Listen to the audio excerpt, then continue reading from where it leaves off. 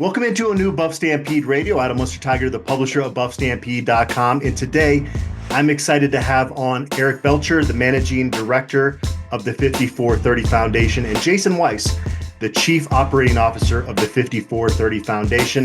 The 5430 Foundation was formed in March of 2023 to provide a platform to capitalize on the Colorado NIL law and NCAA regulations in exchange for and with on behalf of the 5430 Foundation charities. First off, Eric and Jason, this was a long time coming. We have crazy schedules. I take responsibility for not making this work during the hectic season, but I'm genuinely glad to have you guys on today to get the word out there about your foundation, because this is a key piece in college football nowadays. And I also want to kind of delve into your background and why you're both so passionate about this cause. Eric, we'll start with you. I know that you are a graduate from the CU School of Journalism. What hooked you, and what do you remember about those early days being a Buffs fan? Well, I mean, I think I grew up and I was in college during the 70s. And in the 70s, it was the Big Eight, and the Big Eight football was 3 yards in a cloud of dust. I think we maybe threw the ball 5 or 6 times a game, but we were extremely competitive back then. And, it was always Nebraska, Oklahoma, and Colorado. And the Big Eight was kind of like what the SEC is now. The Big Eight dominated football back then. And so I was just a huge fan. I still remember, all those days back in the old Folsom Field where, it was just so exciting to be there. And there's not a better place, I think in the United States for college football, a better stadium, a more beautiful stadium. And it was fun this last year to see some of the electricity come back. And it really reminded me of a lot of those. Place was packed and people were so excited, and the students were out in droves. And so growing up with that, I've been a CU football fan. Now, as we all know, we've all been long suffering football fans for the last 20 years or so. And so with the arrival of Dean, it's just been really, really exciting to see that. And one of the reasons that we put 5430 together was to specifically make sure that we were able to provide the resources for Dion and the athletic department to be competitive in this kind of new world of college athletics. Eric, where are you from originally, and what brought you out to CU as a student initially? Well, I grew up in Los Angeles, but my mom was from the Denver area. So we used to always be up in Denver quite a bit, and we'd go up to the mountains quite a bit when I was young. And then my older sister went to CU, and I visited a couple of times. And I went to one game, I think it was probably around 1972, where we were playing Oklahoma, who was ranked, I think, number 1 or 2 in the country at the time. And we ended up beating them, upsetting them. I think it was 20-16. And was just really, really exciting. And that's where I was like, okay, I got to go to school here. So it's, I was attracted by the environment. Also went to, as you mentioned, I went to journalism school and was very interested in becoming either a journalist or a documentarian back then. And so it was an exciting time to be in Boulder back then.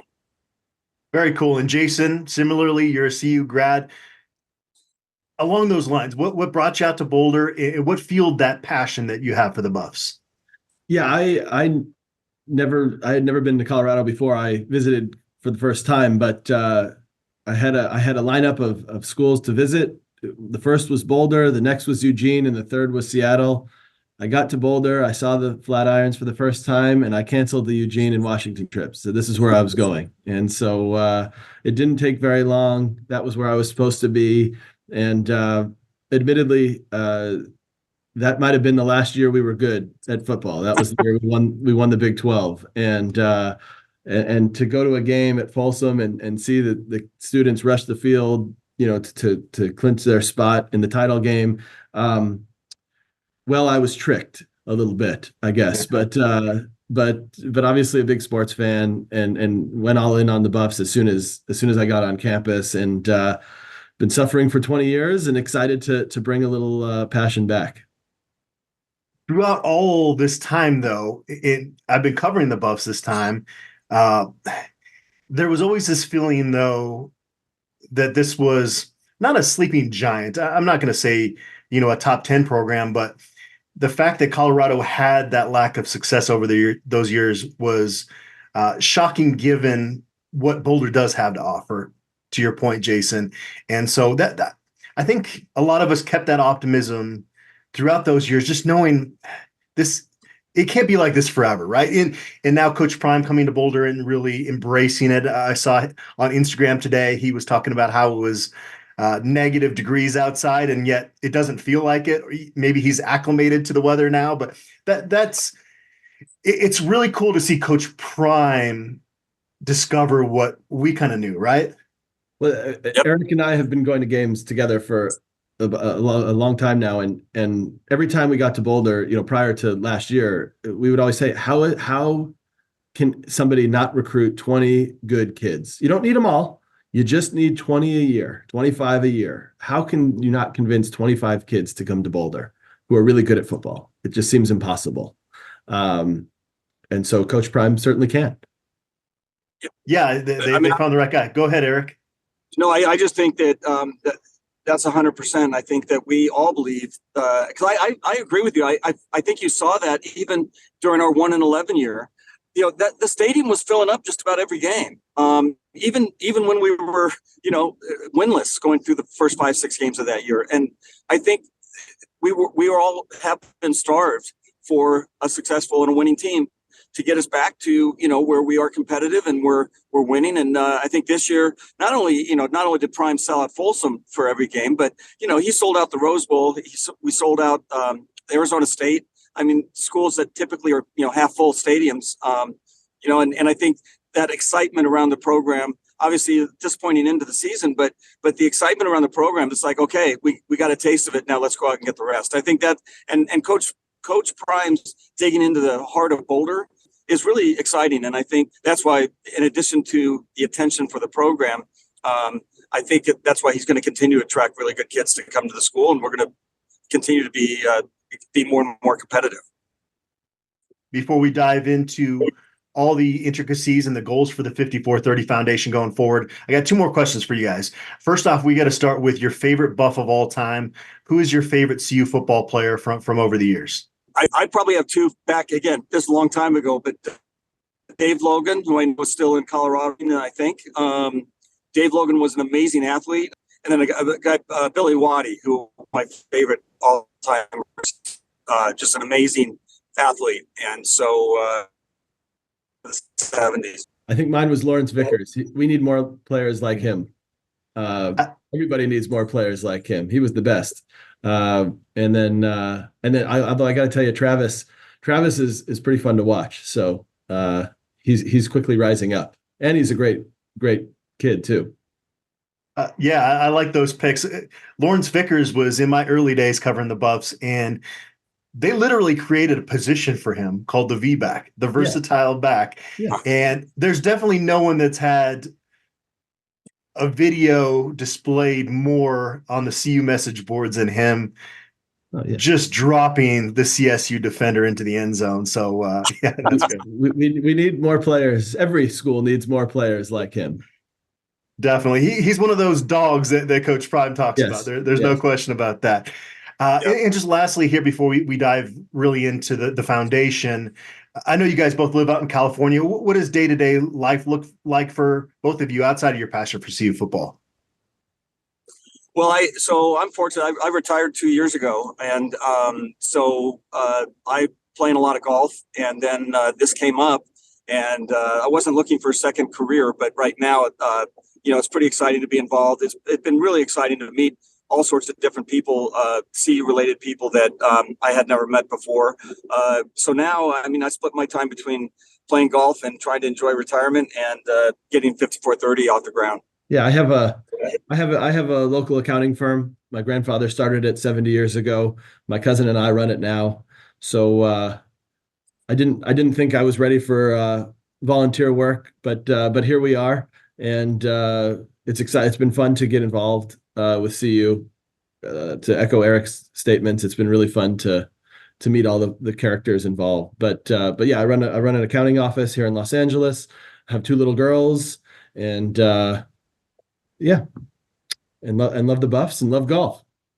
Awesome. We'll have to get on the golf course one of these days. I only got in 2 rounds last year because as much as I love Coach Prime and what he's doing in Boulder, it makes it hard to get out there on the golf course. So maybe we can make that happen someday. But let's dive into it. You guys created the 5430 Foundation, and this is a changing landscape in college football, and we've heard it referred to as the Wild Wild West. And how much did you guys have to kind of navigate and educate yourself in this process of creating the foundation, and how difficult was that?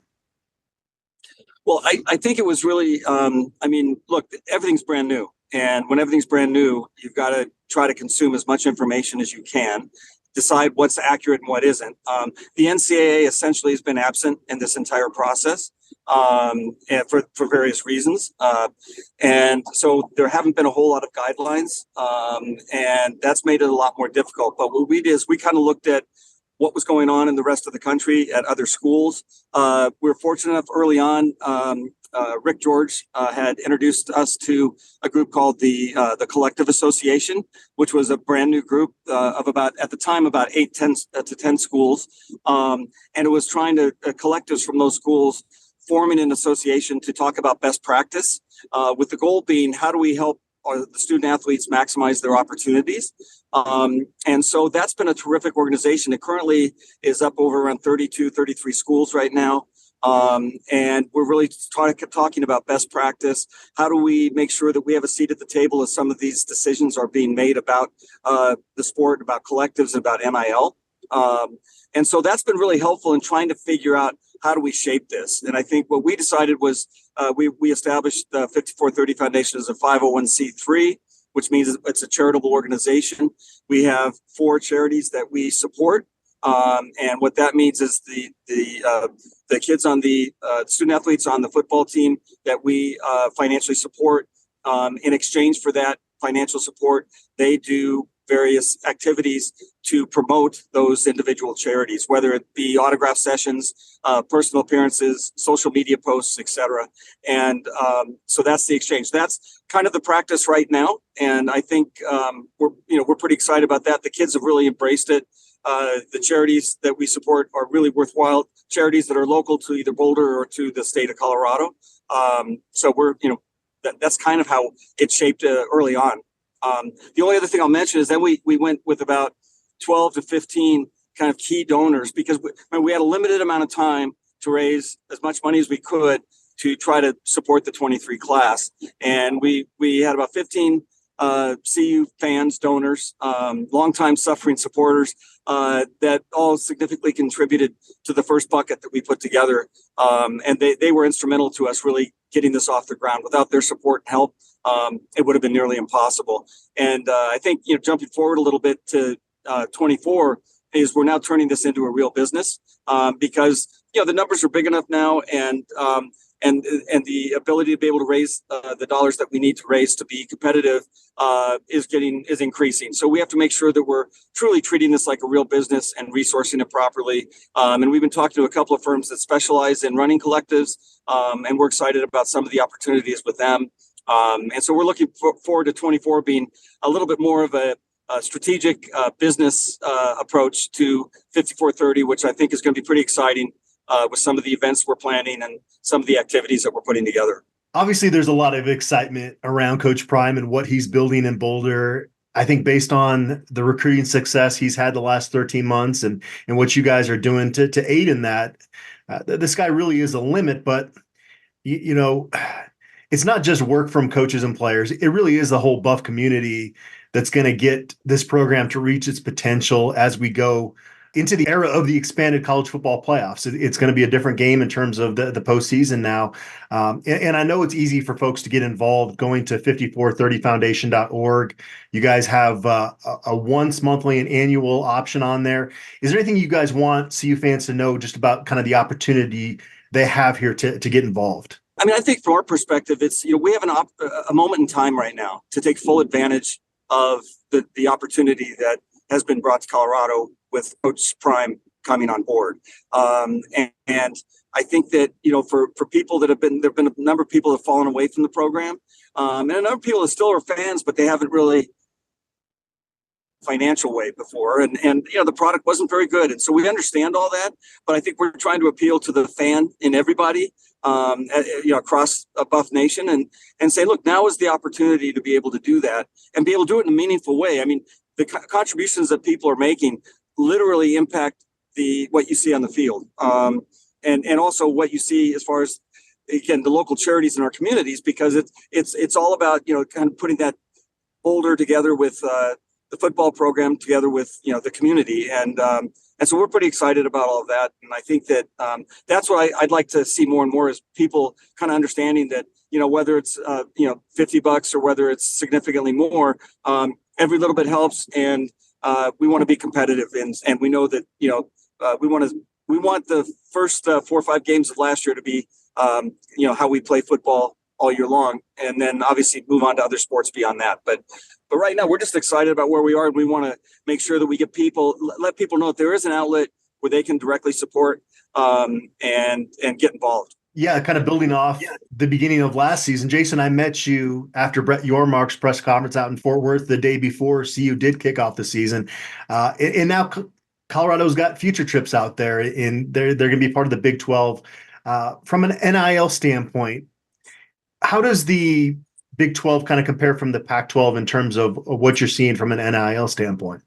Obviously, nobody really knows, but we're led to believe that we're right in line with where we need to be. And, the Big 12 is going to have a lot of parity, right? We're not the only ones talking about it. Everybody is. It's going to be a fun conference to be a part of. There's no traditional blue blood, if you will, right? We're not competing with Texas. We're not completely competing with Oklahoma, on their rosters of 5-star players anymore. So we have an opportunity, not just with Coach Prime, but with NIL, with the facilities, with Boulder. We expect to be at the top of the conference. Yeah, and the other thing I'd add to that is just that Coach Prime's been amazing, and he's been amazingly supportive. And has, anything we've asked of him, he's done. And I think that when we meet with him and walk away from that, I always take away just, kind of he's just electric, and it's contagious. And we want to see what we could do through 5430 to spread that excitement. And again, he's been, what you see is what you get with him. He's been amazing. Just to close out here, guys, I wanted to ask you both, just in terms of how the 54 Foundation has matched up with your expectations when you got in, and what are the goals for the future? Back to our first goal was to take care of 23. How do we do that? And I think we were, it's just basically Jason and I and then a kind of a core group of people that stepped up from a financial standpoint. This year we're looking, we got the website launched a couple of months ago. We're going to have donor management programs. We're going to have a way for experiences that people can participate in. And we're going to be doing a lot more bigger events, and whether that's a gala, whether that's concerts, whether it's things like that. We're in the planning process for all of that, but I think it's going to be a really exciting and fun year from the 5430 standpoint, and give people a lot of different options on how they can get involved and help support the program. Yeah, for sure. I mean, it's been a lot of work to get to this point, but we're now aligned, and we understand the task in front of us, and we're gonna hit our goals. And and so now that the alignment is there and everybody's bought in, it's exciting, and yeah, the future is very bright. Well, I'm sure that Colorado fans are super appreciative of you guys making the sacrifice to make this a reality, and hopefully we can do this maybe a couple times a year, just kind of get updates, because this is a big part of college football now, and Colorado was kind of behind the times, and you guys have helped get Colorado into the ball game here as far as NIL goes. And again, I think folks really should appreciate the work you guys have done, and I'm glad we got this finally done here on the podcast, and appreciate you guys for taking some time out on a weekend. Thank you. That's great. The only thing I think I missed was I did want to give a shout out to Rick George as well, because Rick and the athletic department have been really good partners on this. There's times where we can, talk directly about things. There's other times where we're not clear on what we're supposed to be talking about because we haven't had that guidance from the NCAA. But Rick and Leon Jackson III and his team have been, really good partners as we're figuring out how we can work together to get this done as well. We are arm's length from the university. The relationship with the players are between 5430 and the players. So that's something that I think will get figured out over the next 12, 24 months. But they've been good partners on this as well. So between Coach Prime and Rick and his team, I think we're positioned really well to be able to take full advantage of what's in front of us and see a lot of wins this fall on the football field. And Rick was part of the committee that put together the guide rails that they were going to have for NIL. It was put up, as Rick says, on a shelf somewhere. The NCAA just decided to punt. So what you guys are navigating through is a little complicated. So again, to put that effort forth, I think Buffs fans out there certainly appreciate it. Guys, it was great chatting with you finally, and let's do this again. And everybody out there, we appreciate you for tuning in.